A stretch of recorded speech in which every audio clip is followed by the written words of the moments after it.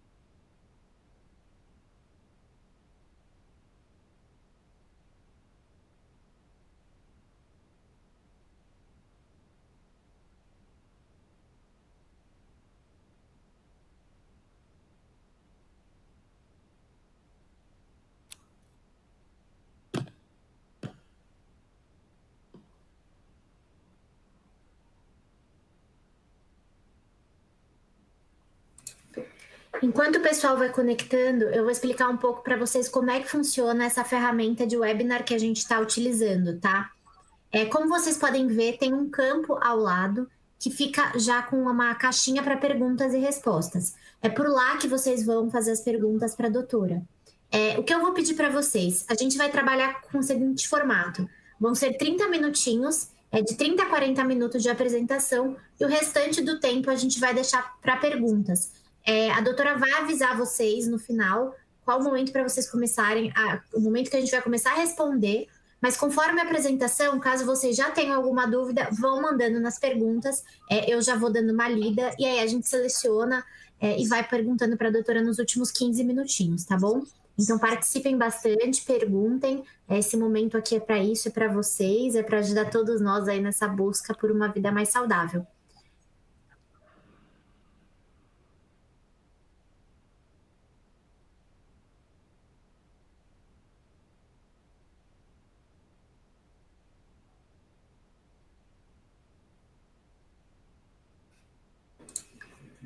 Bom, pessoal, então nós vamos começar, já tem um pessoal aí conectado.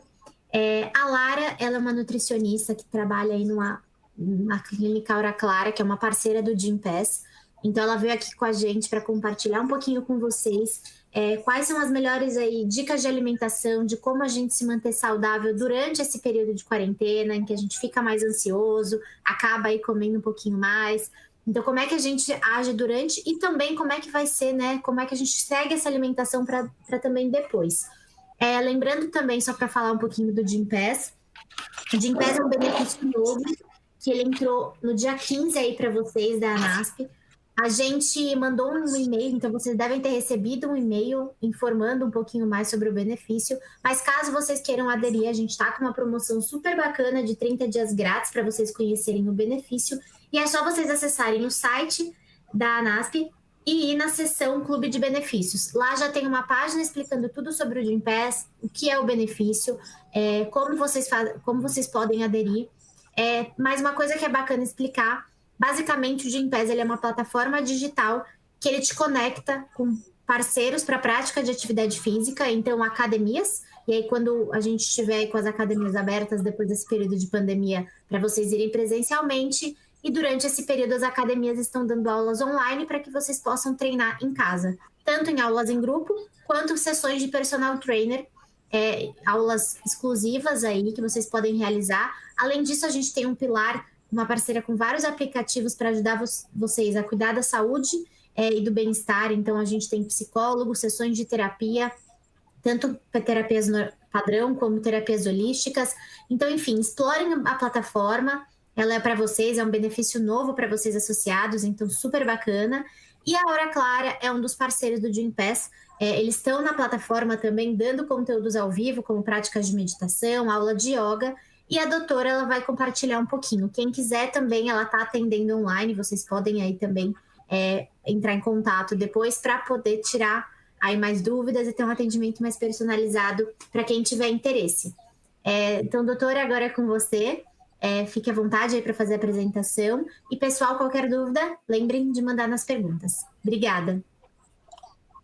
Certinho, Marcelo, obrigada. Obrigada, pessoal, para quem está aqui com a gente nessa noite. Então, como a Marcela disse, meu nome é Lara, eu sou nutricionista há 15 anos e atualmente, né, de 4 anos para cá, eu atuo com nutrição funcional.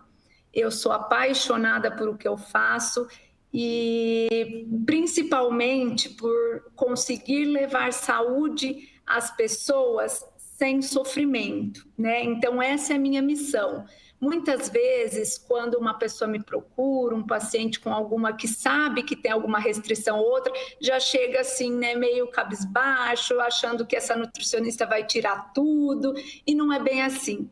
A minha missão é levar saúde à mesa dos meus pacientes, à mesa de vocês, com alegria e com prazer, porque eu acho que a alimentação saudável é principalmente isso, é você ter prazer na hora de se alimentar. Então, muito bem, quando a Marcela me convidou, foi para falar com vocês sobre alimentação saudável durante e depois da quarentena. Aí eu vou um pouquinho além, né, gente? Porque, na verdade, não existe esse período durante e depois de quarentena, antes de quarentena. A alimentação saudável deve ser para a vida, né? Por quê? Porque a gente se alimenta todos os dias, em todas as fases da vida. Cada fase tem a sua necessidade especial. Então, não existe o porquê de eu me alimentar bem apenas por um período, né? O grande segredo da saúde é esse, a gente se alimentar bem para a vida, para sempre, né? Então, para quem nunca se preocupou em olhar para a sua alimentação ou não se preocupava e agora, por um motivo ou outro, vai querer se preocupar, então eu quero fazer esse convite a vocês nesta noite, né? Vamos nos alimentar bem para a vida, que vocês vão ver que não vai ter arrependimento, vai ser muito mais prazeroso e muito mais gostoso e com saúde. Então, eu gosto de contar um pouquinho de história, né? Voltar um pouco, porque eu acho que hoje em dia a alimentação está muito em evidência, né? As redes sociais, a internet, o conhecimento está muito nas nossas mãos, está mais acessível. Então, a gente ouve de muita... Vem informação de um lado, vem informação do outro, às vezes algumas informações um pouco confusas. Então, eu gosto de voltar, de retomar e fazer contar um pouquinho da história, né? Então, a alimentação não é só de hoje. A alimentação vem de muito tempo atrás e eu gosto muito dessa frase, como já dizia Hipócrates, que o teu alimento seja o teu remédio e que o teu remédio seja o teu alimento. Então, olha aí a importância desde a antiguidade, né, gente? Desde muito tempo atrás, a importância que tem a alimentação. Então, e isso já era sabido. Mas, infelizmente, com o passar do tempo, como nós vamos ver, alguns conceitos, alguns conhecimentos foram se deixando. Hoje em dia temos um quadro não tão saudável assim, mas que ainda há tempo, sempre é tempo de retomar, certo? Então, eu vou passar para vocês aqui, contar um pouquinho da história, só para a gente retomar por conta das dietas hoje em dia que a gente ouve, né? Tem dieta de tudo quanto é jeito. Antes era da lua, depois foi do sol, depois foi da melancia, depois é a paleo, depois é a dieta da gordura, da proteína, e a gente fica meio perdido. Então, vou contar um pouquinho da história lá de 2 milhões, 3 milhões de anos atrás, na era paleolítica, como era, né? Como era a alimentação dessas pessoas? Como eram as pessoas, né? Do que elas se alimentavam? Eram os caçadores e coletores, lembram? Então, eles caçavam, eles colhiam, nunca sabiam o que teria, né? Quando teria uma comida. Mas quando a alimentação deles era predominantemente o quê? Animais e plantas. Tudo bem, aí o tempo foi passando, e essas pessoas, vamos lembrar que eles eram nômades, então estavam sempre em movimento. Aí veio a era neolítica, 10 mil antes de Cristo, né? 10 mil anos aí antes de Cristo, onde começou a agricultura, e aí já houve uma mudança bem significativa aí na alimentação das pessoas. Foi quando iniciou o cultivo, né, de cereais, condimentos e plantas. Nessa época da agricultura, as pessoas já conseguiam lá o seu pedaço de terra e começavam a plantar, já não eram mais nômades. Então, porque demorava-se, né, um tempo para crescer aquele alimento e tudo mais. Então, eles já passaram a ser sedentários, né, porque já não caminhava, já não tinha essa movimentação como os nômades. Tudo bem, o tempo continuou a passar, veio a Idade Média, 1000 anos aí antes de Cristo, e começaram-se as comercializações de alimentos, né? Os grãos, as especiarias principalmente, até chegarmos no século XVIII com a industrialização. E agora? O que será da nossa alimentação? E essa industrialização veio para ficar como está até hoje. E o que aconteceu com a gente, consumidores? Ficamos na mão da indústria. E essa é uma grande... somos aliados a ela, né? É uma grande amarra que nós temos, ficar na mão da indústria, né? E com a modernização, esse mundo moderno, nós mulheres vamos para o trabalho, ninguém mais tem muito tempo de ficar dentro de casa, ficamos cada vez mais amarrados aí com os alimentos industrializados, o que também está transformando a nossa saúde, né?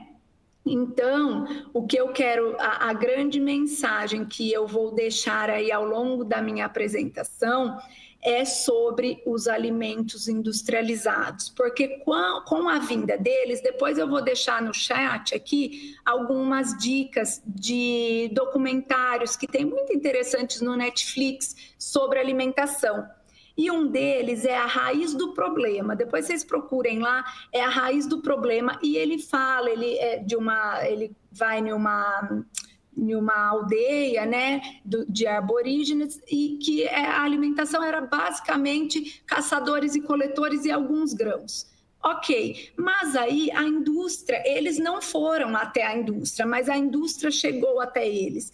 E uma determinada marca de produto alimentício começou a levar a esse povoado alguns produtos, né, industrializados. Foi quando eles tiveram o primeiro contato com o açúcar.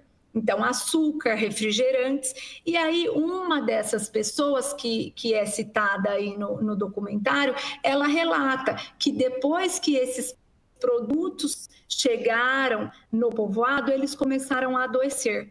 Então, olha a importância, né?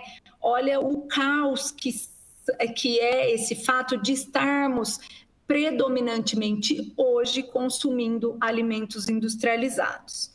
E não é à toa que o hábito alimentar mudou, o corpo das pessoas mudou, a saúde das pessoas mudou, né? Então, hoje a gente vê o quê? Que as pessoas estão adoecendo mais cedo. Dependendo aí da faixa etária de vocês que estão me ouvindo, podem puxar um pouquinho aí na memória e ver a diferença de saúde de uma pessoa da família que tenha lá os seus 60, 70 anos para um que tem 30, para um que tem 40, né? E isso em virtude do quê? É em virtude do estilo de vida que essa pessoa leva, né? Há muito tempo não, há pouco tempo e ainda atualmente, algumas pessoas põem muito a culpa no adoecimento na genética, né? Eu tenho diabetes porque é genético, é de família. Eu tenho doença cardiovascular porque é genético, é de família. A minha pressão é alta. A minha família tem histórico de câncer. Então, assim, tudo é a genética. Mas se sabe, com o estudo da epigenética, né? São estudos recentes que estão sendo feitos pelos médicos, cientistas e pesquisadores, e está descobrindo-se o quê? Que apenas 10% das doenças tem fator genético. O restante, os outros 90%, é determinado por quem? Pela epigenética. E o que significa epigenética? Talvez seja um termo novo para muitos de vocês. Mas a epigenética é o estilo de vida, é o hábito de vida que essa pessoa leva. E nada mais é do que o quê? Alimentação, atividade física, sono, qualidade de sono e gerenciamento de estresse. É baseado praticamente nesses 4 pilares. E a alimentação, pessoal, tem um ponto importantíssimo nesse quarteto aí de pontas, porque eu falo assim, né? Nós nos alimentamos todos os dias e várias vezes ao dia, correto? E muitas vezes eu cometo um pequeno erro em algumas das refeições, talvez em todas. Então, vamos fazer o cálculo aí. Se eu errar um pouquinho em cada refeição, vai chegar no final do meu dia, eu tive um erro considerável. Vai chegar no final da minha semana, eu tive também uma frequência de erros. E no final do mês? E no final de um ano? E no final de uma década? Então, é por isso que eu quero chamar um pouquinho a atenção de vocês, né, para a alimentação. Pensem assim, eu tenho um carro novo, comprei um carro novo, né? Seja ele qual for, mas para mim é novo e tem um valor muito significativo. Ótimo. E eu sei que na esquina da minha casa tem um posto de combustível, mas ele não é muito confiável. Já ouvi dizer aí que tem algumas coisas adulteradas, tal. Eu vou abastecer o meu carro novo nesse posto? Não, né? Muitos de vocês têm certeza que não. Pois é, eu também não. Mas quantas vezes saímos de casa correndo, ou vamos de um compromisso para outro correndo, ou até vou de propósito me abastecer com um alimento adulterado? E aí? Existe automóvel, existe bem maior para mim do que o meu organismo, do que a minha saúde? Não, né? Este deveria ser a minha prioridade. Em primeiro lugar, deve estar a minha saúde, porque sem ela eu não vou e não chego a lugar algum. Eu não ajudo ninguém, eu não trabalho, eu não cuido de ninguém, né? E às vezes a gente esquece disso. Por quê? Porque o que eu ponho com prioridade muitas vezes na minha alimentação? O prazer, o sabor, não é? Acho que eu não estou mentindo em falar essas coisas para vocês, né? Pois é, mas nem sempre o sabor deve estar em prioridade. Claro, não estou dizendo aqui para ninguém que deve comer comida ruim, muito pelo contrário. Já disse no início que a minha missão é levar prazer à alimentação dos meus pacientes. Mas, bem, se eu sei, né, que algo não me faz bem, algo me prejudica em algum sentido, não tenho por que eu consumir. Vocês estão me entendendo? Então, eu gosto muito dessa figura aí que vocês estão olhando, que são aonde está essa pessoa, né? Está no meio do caminho. Está ali com a mão até na cintura, pensando, e agora? Para que lado eu vou? Né? Eu, pessoal, acho que para quem nunca se cuidou, para quem ainda está pensando se vale a pena ou não, a hora é agora. Vamos aproveitar. Eu estou vendo essa pandemia como uma grande oportunidade para muitas coisas. E para quem nunca cuidou da alimentação, sempre teve aí que comer fora de casa porque trabalhava longe, não tinha muito horário para comer, e hoje está dentro de casa num home office, numa rotina diferente, mais interiorizada, né? Agora é a hora, pessoal. Agora é a hora de agirmos a favor de nós mesmos. Eu vou dizer por conta própria, né? Pela minha vida. Eu tenho uma vida corrida, atendo em 2 cidades e estou sempre na estrada. E muitas vezes chego e assim, tenho que fazer a comida rápido, então nem é sempre aquilo que eu quero comer, tal. Então, assim, nem sempre temos os alimentos que gostaríamos na hora. Mas agora, nesse momento de pandemia, estamos economizando um tempo, talvez um tempo de trânsito, talvez um tempo de ir e vir, e que podemos nos programar melhor para ter uma alimentação mais saudável. Então, não para de se arrepender e falar, mas eu não cuidei disso até agora eu vou cuidar? Jamais quero ouvir isso na boca de alguém, porque sempre é hora, né? E para vocês, talvez que se estiverem ouvindo sobre alimentação pela primeira vez, agora é hora, vamos embora, vamos ter uma atitude aí e ir para um lado bom, ok? E para falar em alimentação saudável, agora realmente quis contar um pouquinho de história aí, para mergulharem vocês nesse assunto. O que é alimentação saudável? Muitas pessoas, num bate-papo, numa conversa, falam, Lara, tá, mas o que eu tenho que comer? O que faz bem para mim e o que não faz? Um erro muito grande de que as pessoas cometem ao pensar em alimentação saudável é sobre o que emagrece e o que engorda. Isso eu não gosto de ouvir, né? Porque nem sempre o que emagrece é saudável e nem sempre o que engorda não é saudável. Isso tudo vai depender de uma série de características. Mas, e para mim, ou para você aí, o que é bom e o que é ruim? Muito difícil eu responder essa pergunta, porque o que vai ser bom para um pode não ser para o outro. Certo? O que eu preciso, vocês, no caso, precisam respeitar ao iniciar uma alimentação saudável ou considerar que a sua alimentação saudável é saudável ou não. A sua individualidade bioquímica. Ai, mas o que é isso? Que nome mais estranho é esse? Individualidade bioquímica é as suas situação biológica, bioquímica hoje, né? O que os seus exames de sangue me falam? O que as suas características físicas me falam? O que os seus sintomas me falam, né? O que o seu biotipo me fala? É individual de cada um.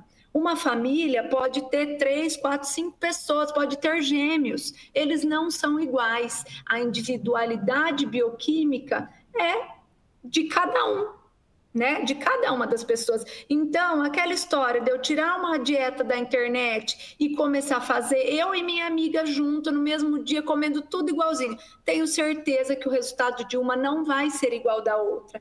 De uma pode ser muito bom, mas da outra não fez efeito nenhum.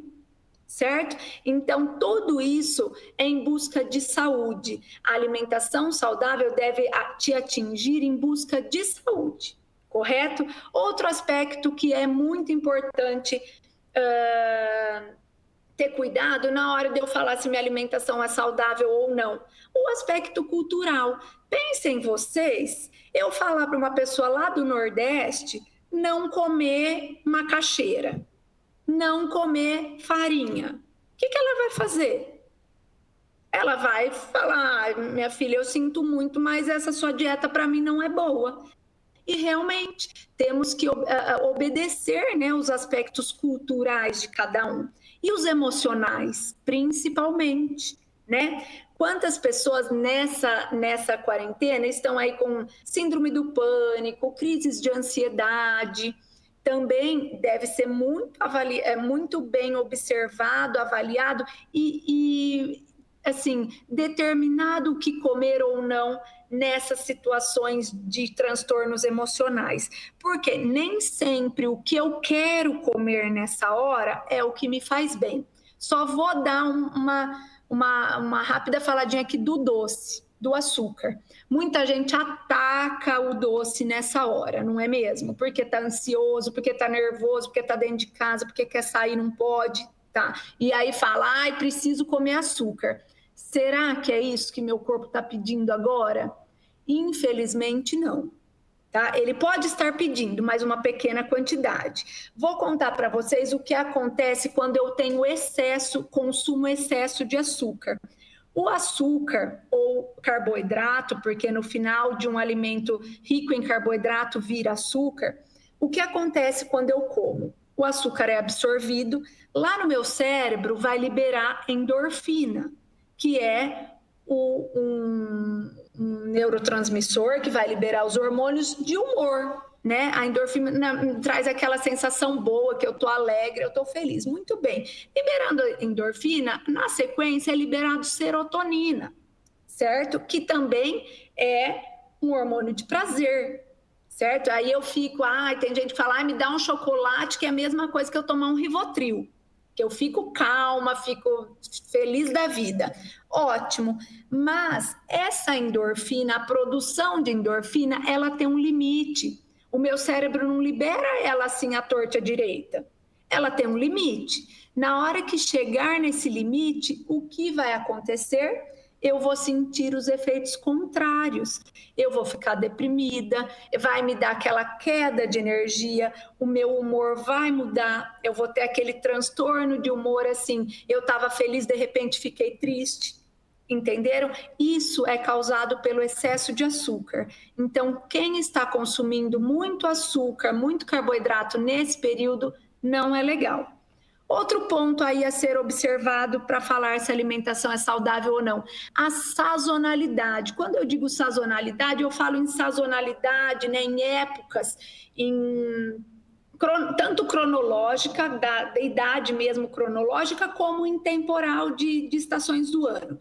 Cronológica porque se eu sou criança, eu tenho uma necessidade, se eu sou jovem, outra, se eu sou adulto, outra, se eu sou idosa, outra. Se eu estou gestante ou não, se eu estou pré ou pós-menopausa, se eu estou prestes a prestar um concurso público, a fazer uma prova, se eu sou atleta ou não, se eu estou pré-prova ou pós-prova, quando eu preciso regenerar. Entenderam? Tudo isso tem que ser muito observado e a alimentação é cíclica, gente. Jamais eu vou ter a mesma alimentação a minha vida inteira. Por quê? Porque a minha época muda e a minha alimentação deve ser alterada porque as minhas necessidades mudam. E a sazonalidade de época de ano eu tenho que respeitar também muito. Por exemplo, num frio, quando está frio, né? Agora começou o inverno, mas ainda está um pouco mais quente. Na hora que tiver frio mesmo, quem tem vontade de comer salada aqui no frio? Difícil, né?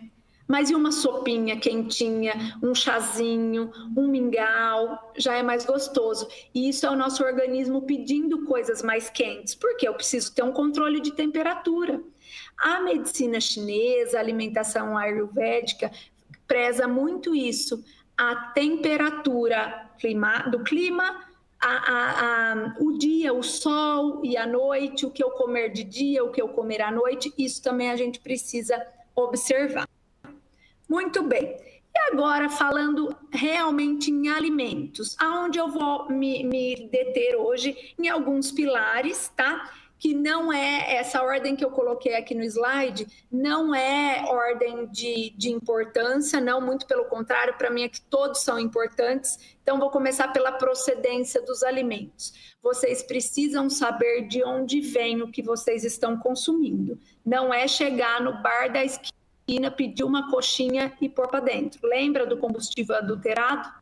Né? A procedência do que vocês estão comendo é muito importante. Então, observe, veja lá, vai comprar alguma coisa no supermercado, procura conhecer marcas, certo? Não estou dizendo que a mais cara é sempre a melhor, não, mas vocês precisam ter um pouquinho de idoneidade da empresa, né?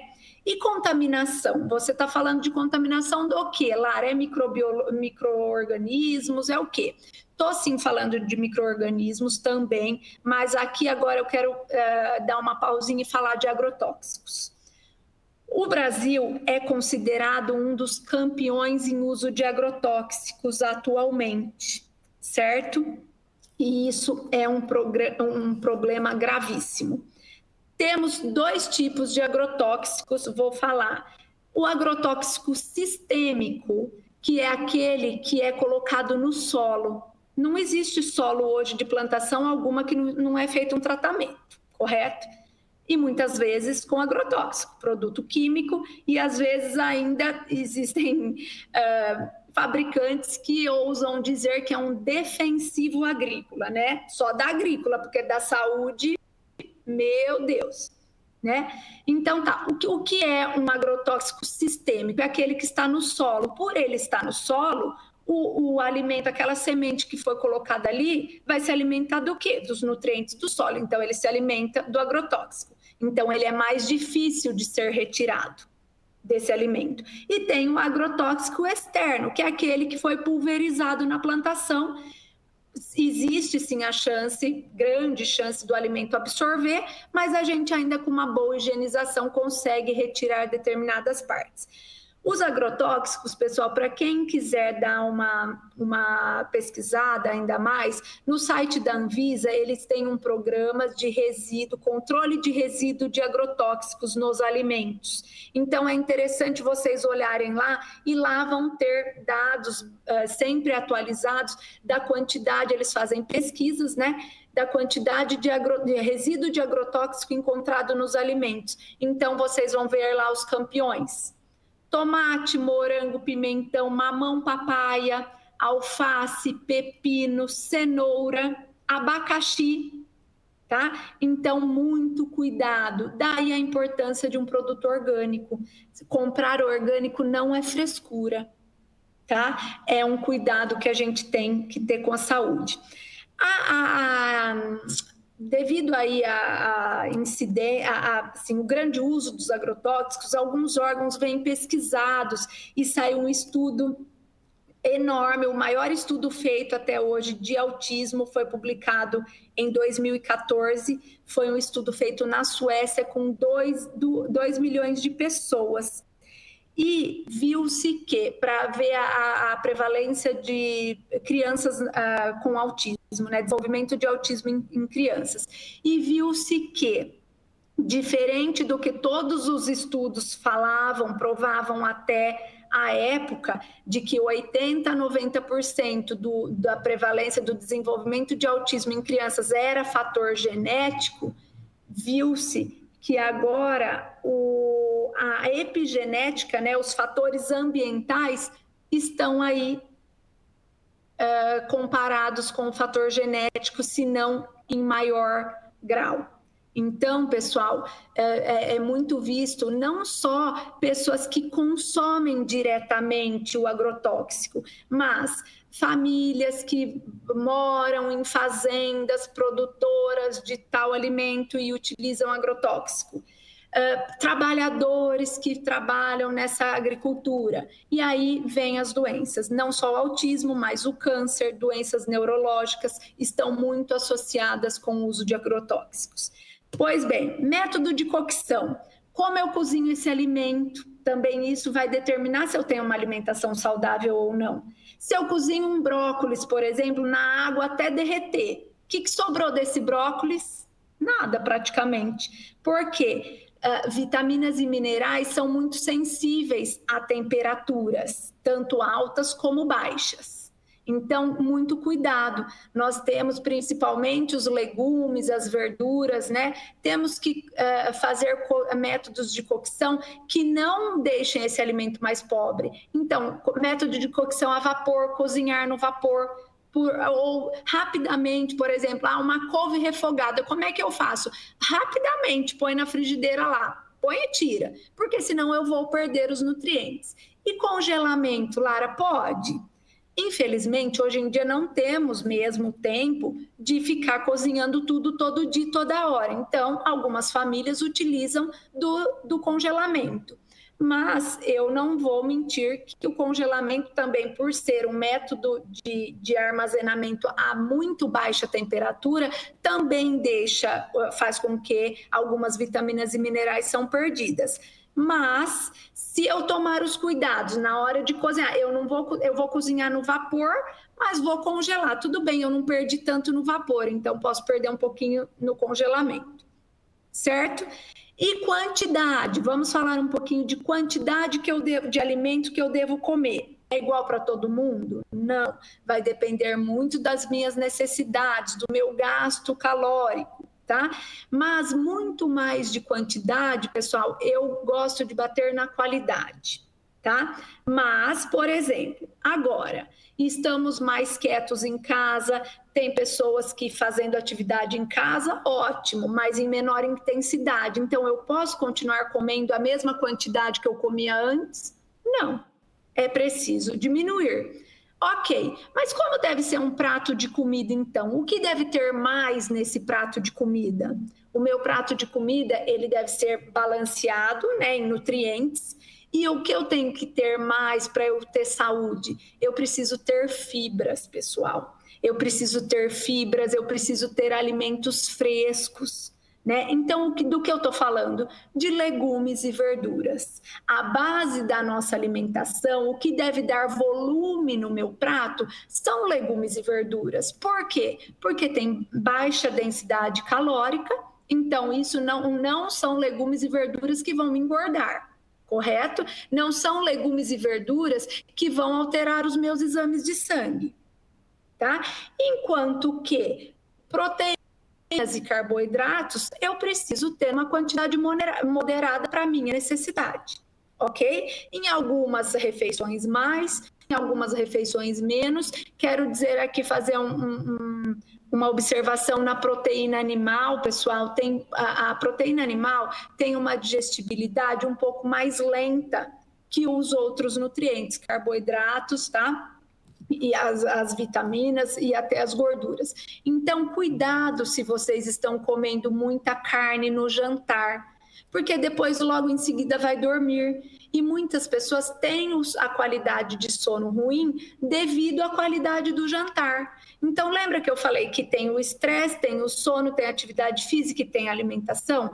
Um vai puxar o outro. Porque se eu estou estressado, eu como rápido, eu como qualquer coisa, eu não vou ter sono bom, a minha alimentação não vai ser boa, vai prejudicar a minha saúde. Como muita proteína no jantar, eu não tenho uma digestão boa, vai prejudicar meu sono, no outro dia eu vou acordar estressado, vai prejudicar minha saúde. Então, são pequenas coisas que, fazendo algumas alterações, eu já consigo ter uma qualidade melhor.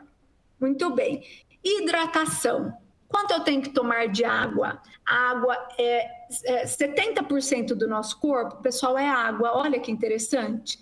E tem gente que não toma meio litro de água ao dia. Olha que mal que essa pessoa está se fazendo. E às vezes, quando eu falo para a pessoa, para o meu paciente assim, quanto você toma de água ao dia? Muitos não sabem me responder. Quando não me responde, eu já sei que é pouco. Porque a pessoa que toma água fala, nossa, eu tomo água o dia inteiro, eu vivo com a minha garrafinha, eu encho 3, 4 vezes a minha garrafa, o meu copo, então essa pessoa toma água, isso, aí eu já fico garantida. Mas tem muitas pessoas que não tomam água, e a falta de água pode ser causadora de dores, intestino preso, inflamação intestinal, problemas neurológicos, irritações de pele. Por quê? Porque a desidratação gera um processo interno inflamatório. Então, só de aumentar a quantidade de água que eu tomo, que vocês tomem, pode ser já um resultado benéfico aí para a minha saúde. Mas qual é o ideal? 2 litros de água, é isso, né? A gente ouve só em falar 2 litros de água é o ideal para todo mundo. Lê do engano.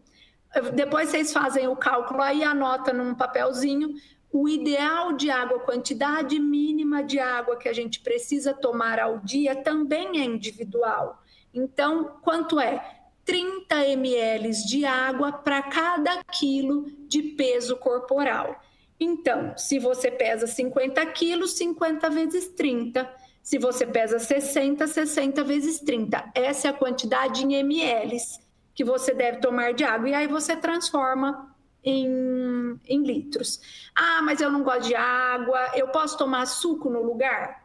Não. O máximo que você pode substituir a água é por um chá natural fraco, ok? Porque senão todas essas misturas feitas em água, primeiro que suco vai trazer açúcar junto.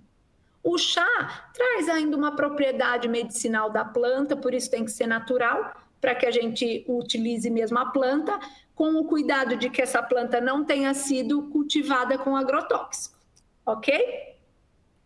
Deixa eu passar aqui para dar tempo, já estamos com 40 minutos. Esse é um ponto que eu quero falar um pouquinho para vocês sobre o alimento. Lembra lá da industrialização que eu falei? Alimento versus produto alimentício. O que é isso? Mas eu compro comida, Lara, eu compro alimento, eu me alimento de comida. Diferente. Alimento é uma coisa, produto alimentício é outra. Alimento é aquilo que é in natura. Então, o alimento é o alface, é a carne, é a banana, é o ovo, é o legume, é a batata, a mandioca, a cenoura, a berinjela, a beterraba. Isso é alimento. É o arroz, é o feijão. E o produto alimentício, o que é? É aquilo que saiu talvez de uma plantação, né, de um cultivo, e foi para a indústria e foi modificado, adicionando aditivos, principalmente, que isso é o que a indústria mais sabe fazer, é colocar aditivos químicos, que são os corantes, os emulsificantes, os aromatizantes, os estabilizantes. Pensem vocês, então isso é o que eu quero que vocês deixem de consumir. Se você perguntar para mim, Lara, tá, qual é a sua dica de ouro para mim, para nós hoje dessa noite? Reduzam o consumo de alimento industrializado. Entenderam? Tudo aquilo que a gente compra no pacote e abre, e que quando você olha lá no rótulo do alimento, ele não tem só um ingrediente. Um exemplo, por exemplo, as pessoas podem estar falando, mas arroz e feijão é industrializado, eu compro no pacote, eu abro. Tá, mas olha lá na listinha de ingredientes do rótulo, o que está escrito? Arroz. Feijão, ele foi para a indústria, é um alimento minimamente processado.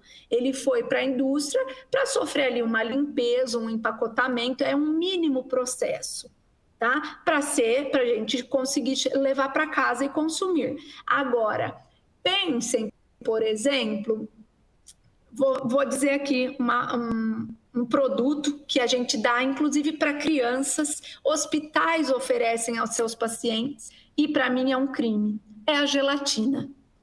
Olhem, quem tiver aí em casa na hora que acabar essa conversinha, vai lá na despensa, vire o rótulo da gelatina e vejam o que tem nesse produto.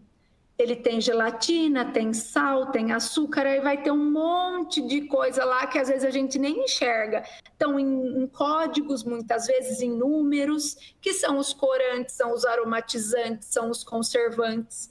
Tá? Então, quanto mais esse produto dura numa prateleira de supermercado, mais contaminado, mais adicionado de produtos químicos ele está, certo? Porque pense, compra uma penca de banana, vê quanto tempo ela dura na sua fruteira. Não dura uma semana, não é? Porque deteriora. Isso é um produto natural, isso é um produto fresco. Compre uma carne, quanto tempo ela dura na sua geladeira? Não dura muito tempo. Não é verdade? Então, pessoal, rapidamente, né, nessa conversa, eu acredito que vocês tenham aí ouvido algumas informações que talvez nunca tinham ouvido antes, mas o que eu quero deixar assim, né? O conhecimento nos faz tomar boas decisões. A vida pode e deve ser gostosa. Então, quando vocês olham essas duas imagens aí que vocês estão vendo no slide, são dois corredores, né, duas prateleiras de supermercados bem distintas, né?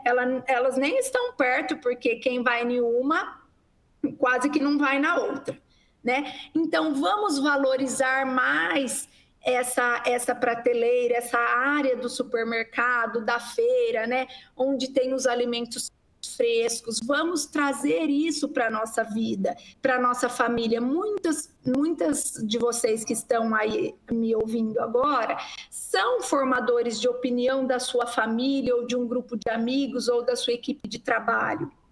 Então, você pode ser o grande multiplicador desse conhecimento e, às vezes, o seu filho, o seu marido, o seu neto, a sua neta, pode estar esperando a mudança vir de você. Então, olha a oportunidade, né, que vocês têm nas mãos. Às vezes, se é a dona de casa ainda, se é a pessoa que faz a comida, olha o poder que temos nas mãos, né, de nós modificarmos a vida, a alimentação, a saúde de uma família inteira. Agora, não é justo um pai e uma mãe, um vô e uma avó, um tio e uma tia, não deixar a criança comer o doce, tomar o refrigerante, tomar o sorvete, mas eles fazerem esse consumo. Não é verdade? Porque a gente quer dar para os filhos, né, para os netos, não pode comer doce, não, mas eu como. E aí, tá certo isso? Não, né? A gente precisa, o exemplo vem de cima, então vamos nos conscientizar. Se não tem um bom hábito, vá fazendo pequenas trocas aos poucos com prazer, vai pesquisando receitas, ver como é bom ter saúde através da alimentação. Né? Então, consumir com inteligência e informação é sempre a melhor opção. E aí, eu sempre falo isso aos meus pacientes no final da minha consulta, né? Você é livre para escolher, mas eu tenho o dever como profissional, como nutricionista, de te orientar, de te informar o que é bom e o que não é. Né? E é isso que eu estou fazendo aqui nessa noite com vocês. Eu quero ter conseguido, né, levar algumas informações do que evitar, do que melhorar, do que aumentar, certo? Para que vocês tenham aí essa conquista da boa alimentação, de uma alimentação saudável e com prazer, e que sintam o prazer em fazer, em preparar uma alimentação gostosa e prazerosa com a família. Chame as crianças, chame o marido, vamos cozinhar juntos. Quem nunca fez nada, vamos tentar. Pesquisa na internet uma receita, vai ser bom. Tire os alimentos inflamatórios, vamos consumir mais os alimentos alcalinos, né? Que são legumes, verduras e frutas. Isso não tem jeito, pessoal. Quem não gosta desse tipo de alimentação, que só gosta lá do arroz, do feijão e do bife, não é com isso, não é com esses alimentos que vai conseguir ter uma saúde de ferro. Tá? É preciso colocar cor no seu prato, é preciso colocar os temperos naturais, evitar lá, tira os pacotinhos. Agora eu tenho uma liçãozinha de casa, né? Já está acabando o meu tempo, Marcela, fica tranquila que eu já vou liberar aqui. Mas eu tenho uma liçãozinha de casa para vocês. Saiam daqui agora, vão até a despensa e verifiquem, será que eu como muito alimento industrializado? Façam essa observação. Se verificarem que sim, que come muito, vão tentando eliminar aos poucos, entendeu? Poxa vida, se tem no café da manhã 2, eu vou tirar, hoje eu vou comer só um. Daqui 2, 3 dias, vou tirar todos. Vamos tentar comer só o natural? No almoço a mesma coisa, no lanche da tarde a mesma coisa, no jantar a mesma coisa.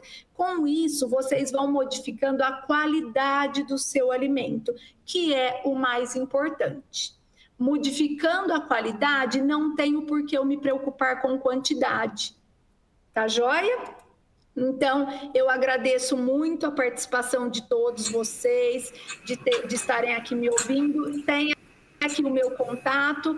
Como a Marcela já disse, eu faço atendimentos online. Quem estiver precisando, tem o meu e-mail, tem o meu telefone, que é também o WhatsApp, tá? Se precisarem, eu estou à disposição de vocês. Muito obrigada. Bom, Lara, obrigada. A gente tem algumas perguntinhas aí que o pessoal mandou. E, galera, essa é a hora das perguntas, então quem ainda não mandou nada, vai mandando, porque a doutora vai responder agora. Eu já vou ler as que mandaram até o momento, tá bom? Okay. A primeira delas, eu acho que é uma pergunta que faz até muito sentido com o que a gente está vivendo agora. Qual a alimentação correta para aumentar a nossa imunidade? Então, você tem alguma dica em relação a isso? Tenho sim. O que vai te aumentar a imunidade, Marcela? Vitaminas e minerais, ok? Onde a gente encontra isso?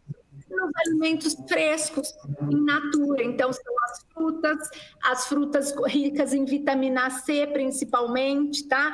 Então, o limão, tá? A acerola, a laranja, certo? Outras vitaminas, né? O ferro, onde a gente encontra, nas folhas verdes, certo? Então, o espinafre, o brócolis. Outro alimento que, assim, não é tão consumido pelas pessoas, porque muitas pessoas não sabem onde utilizar. tá? Que é o própolis. Na verdade, não é um alimento em si, né? Mas é um extrato que é muito bom também para a imunidade. Vocês encontram ele em gotas. Então, pode misturar, pingar numa água com limão, pode colocar talvez num chá, entendeu? Também é muito rico em nutrientes. O gengibre também é um alimento bastante rico assim em nutrientes. Mas no geral são as legumes, verduras e frutas. Bacana, pessoal. Então fica a dica aí para já estocarem e comprarem esses alimentos. Uma outra pergunta que a gente recebeu. De preferência o orgânico, tá? Porque se tiver, não adianta comer uma bacia de salada mais contaminada. Bom, tem mais uma pergunta aqui. O que você acha de jejum intermitente? Sim, o jejum é uma prática, eu gosto da prática do jejum, porém, lembre-se lá do início que eu falei, vamos avaliar a individualidade bioquímica. Será que essa pessoa está na hora de fazer jejum? Não é qualquer organismo em qualquer momento que se dá bem com jejum, tá? Então é preciso observar. Será que eu vou... Tem gente que faz jejum e passa super bem. Tem gente que faz jejum e não cai tão legal assim. Por quê? Porque o meu organismo precisa estar pronto para fazer. Mas, no geral, o jejum é uma prática muito inteligente. Tem um estudo de 2018 que ganhou o Prêmio Nobel de Medicina. Foi um médico japonês que fez um estudo sobre jejum intermitente. E ele verificou que com o jejum existe uma regeneração celular, né? Durante o período de jejum é feita a apoptose celular. O que é isso, a apoptose celular? É a eliminação de células mortas. Então, o período de jejum é muito bom para isso, para a gente eliminar, detoxificar o organismo, tá? Mas tem que tomar cuidado pela quantidade de horas, né, o tempo do jejum e principalmente, Marcelo, o que se vai comer após o jejum. Muitas pessoas cometem esse erro, porque não adianta eu fazer um jejum lá de 15 horas e na hora que eu for comer, eu comer um pão francês com manteiga, café com leite. Entendeu? Tá? Então, eu acho que o recado é fazer o acompanhamento, né? A refeição pós-período de jejum é muito importante. Então, pessoal, se querem, eu acho que o importante é ter um acompanhamento de nutricionista, né? Para poder começar e ver se o jejum é para você. Não comecem aí por conta, é importante ter a orientação, né? É muito complicado esses assuntos que estão na mídia, né, Marcela? Porque todo mundo pensa que dá para fazer e eu acabo encontrando muitos problemas. A pessoa acaba no intuito de se ajudar, ela acaba se prejudicando por ter cometido algum erro aí em algumas práticas. É importante. Tem uma pergunta aqui, duas, na verdade, que são relacionadas. Sobre o leite na alimentação. Então, eles querem saber por que o leite e os derivados, eles são prejudiciais à saúde, se de fato são, né, prejudiciais, e quais alimentos que poderiam substituir o leite na nossa alimentação. Certo. O leite é considerado, sim, hoje um alimento muito inflamatório e alergênico. Tá? Está muito comum hoje em dia crianças já nascerem com intolerâncias, né? Muito mais do que antes. E o leite tá nesse papel aí. O que acontece com o leite de origem animal, né? Estamos falando de leite de origem animal, na maioria das vezes o leite de vaca. O leite, ele é composto pela sua proporção lá de carboidrato, que é a lactose, e existe também a proporção proteica, que é a caseína. A lactose, para ser digerida, são dois componentes de difícil digestão, tanto a lactose quanto a caseína. Para a lactose ser digerida, ela tem que ter a enzima lactase, certo? E nós temos essa enzima apenas até os 7 anos de idade. Depois disso, nosso organismo não produz mais essa enzima. Então, muitas vezes, o que acontece? existe um consumo natural de leite, você consumia normalmente. A partir de certo tempo da vida, você fala, nossa, eu tomei um copo de leite e ficou pesado, parece que não fez a digestão, parece... E por quê? Porque ele não faz mais a digestão, você não tem mais a enzima que digere isso, entendeu? Mas muitas crianças já nascem com deficiência dessa enzima, então já não digere desde pequeno. Certo? Esse é o primeiro ponto, que é a lactose. E a caseína, Lara? A caseína é uma proteína de dificílima digestão. Então, muitas pessoas sentem o desconforto ao consumir leite e derivados, fazem muitas vezes os testes, né, de intolerância à lactose e dá negativo. E aí insiste em tomar, mas ainda sentem sintomas. Por quê? Porque, na verdade, o problema dele está onde? Na digestão da proteína do leite, certo? Então, são dois componentes de dificílima digestão capazes de causar uma inflamação intestinal. E é onde no intestino, iniciando-se uma inflamação intestinal, causa aí uma imensidão de outros problemas e sintomas que você tem, mas não sabe o porquê. Entendeu?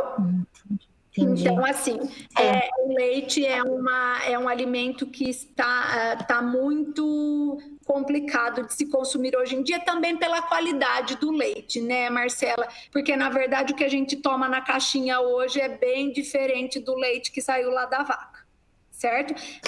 E o que substituir? E o que substituir pelo leite, né? Leites vegetais, os que eu gosto muito. É o leite de coco caseiro, tá? Vamos fazer um leite de coco, nada de comprar também de caixinha ou de vidrinho. Por quê? Porque eles vão cair no produto alimentício. Ele para de ser alimento, ele vira um produto. Porque aí foi adicionado um monte de coisa. Então, vamos fazer, compra o coco, bate com água, coou, virou leite. Pronto, simples assim, tá? Existe leite de inhame, existe leite de arroz, existe uma imensidão de leites que a gente consegue fazer. Qualquer coisa que faria com leite de vaca, eu faço com esses leites vegetais. Legal. Como a gente está finalizando o nosso tempo, tem mais pergunta, tá? Depois, Lara, eu até consigo te disponibilizar as perguntas, e quem perguntou, a gente fica com o e-mail, quem foi a pessoa, então a gente tenta aí responder para vocês diretamente. Vou finalizar com uma perguntinha, tá? Que aí já linka, na verdade, duas perguntas.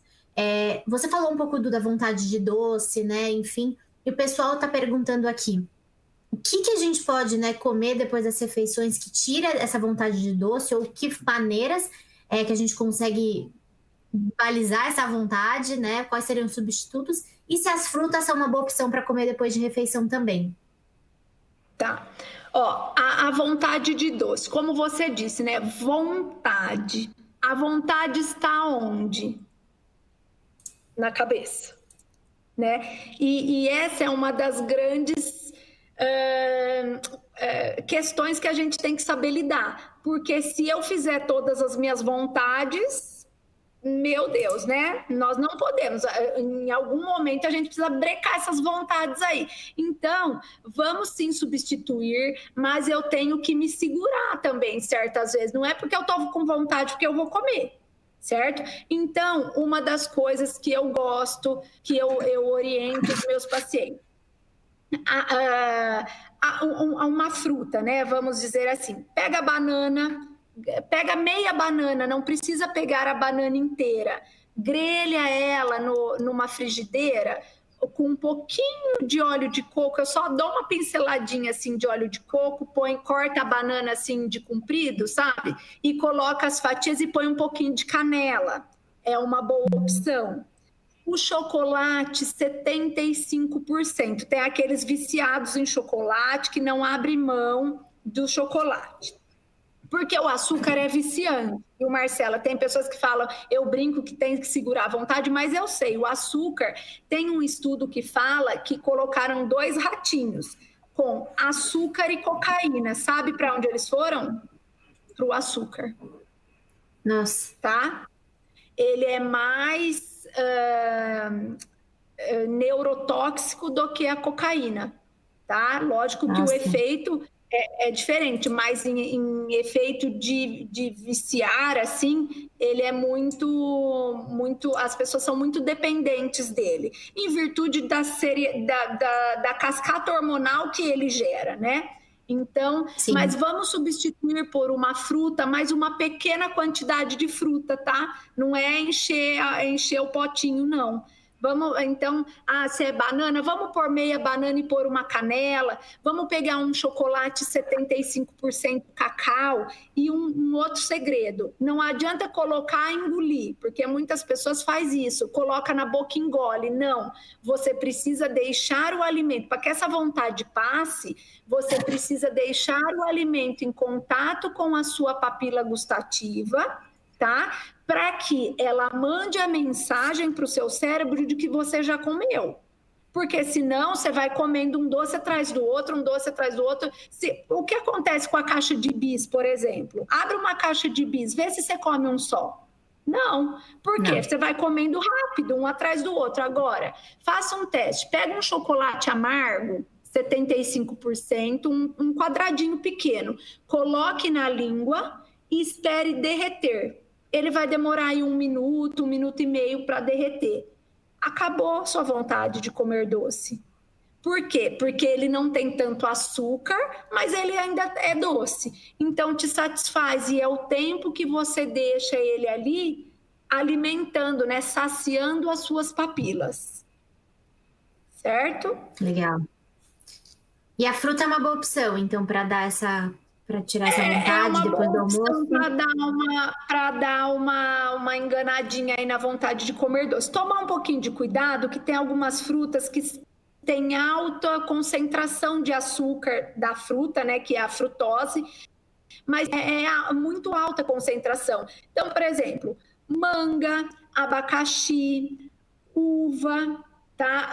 Melancia, melão, são alimentos que, assim, embora engorda, aí vem aquela questão, engorda ou não engorda? Para mim não é isso que importa, para mim é a qualidade desse alimento, né?